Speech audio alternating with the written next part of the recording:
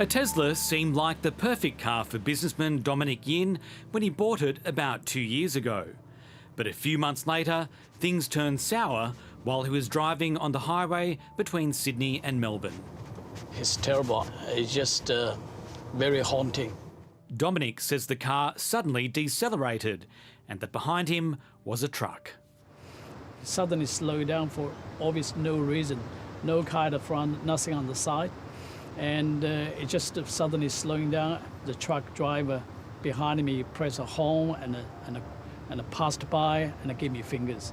And which I pointed to the car. I said, "It's not me, it's this car." So Dominic, let's go for a drive. Okay. In 2 kilometres, keep left. Dominic says the car was in Tesla's autopilot mode, which according to the company enables the car to steer, accelerate and brake automatically within its lane. How scary was that? Very, very scary. And suddenly you feel it's something else is controlling you and take you for a scary ride. Many cars these days have some sort of automated controls, and in Teslas, the autopilot system is standard in most models. You can set your speed, and the car will automatically slow down for other cars in your lane. You can also set the car to stay in the lane. But at all times, Tesla advises drivers to keep their hands on the steering wheel. Tesla's claim is that autopilot is designed to make driving safer. Autopilot consists of features that make your car safer and more convenient to drive. But some drivers say it's dangerous, reporting what's known as phantom braking when the car rapidly decelerates for no reason. Phantom braking has been documented in videos shared by Tesla owners. Their vehicles suddenly slam the brakes, often on open roadways. Oh, there we are. That was ridiculous. Tesla has also faced legal action over problems with autopilot more generally. The driver was killed when his car smashed into a highway barrier after being set on autopilot. And this morning, the automaker says the driver had his hands off the wheel for 6 seconds, but the man's family says he complained about an autopilot problem before that accident. Among the cases, the company reportedly settled a lawsuit last year after a Californian man died in 2018 while using autopilot. It's also currently appealing a lawsuit by the estate of another man who died in a crash in Florida in 2019. Tesla has reportedly denied any wrongdoing, claiming driver error. I think that the scale and the breadth of the litigation that's on foot internationally demonstrates that there's a serious problem with Tesla's vehicles. In Australia, a class action over phantom braking and other issues began in the federal court last month, alleging Tesla has misled Australian consumers.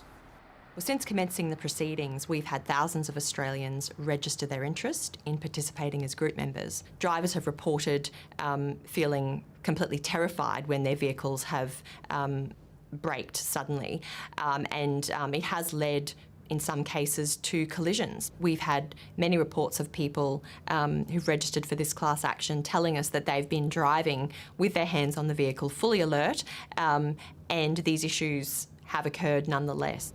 We invited Tesla Australia to respond to the claims, but we did not receive a reply.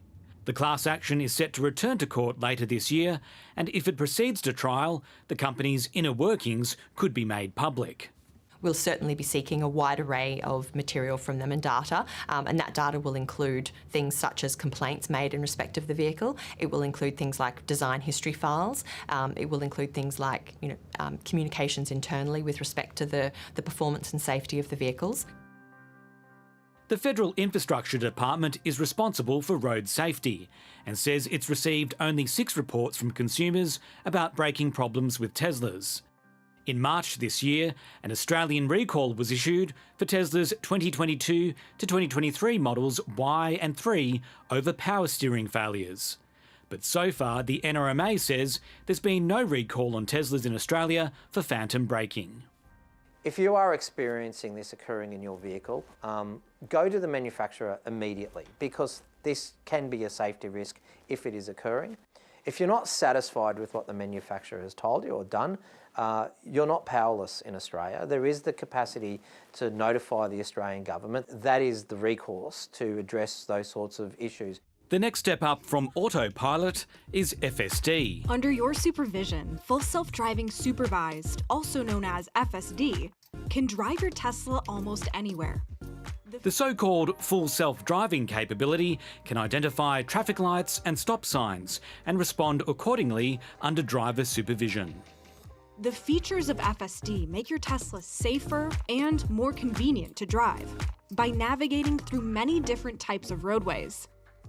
The US road safety regulator is investigating 4 Tesla crashes involving FSD.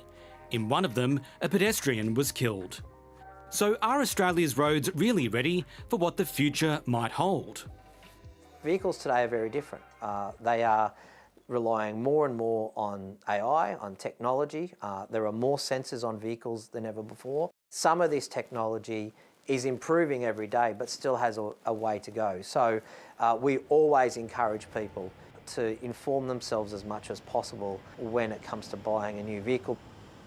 Given the issues we're seeing with phantom braking and the self-driving technology that Tesla has rolled out to date, we should approach with great caution the rollout of any further automation in Tesla's vehicles.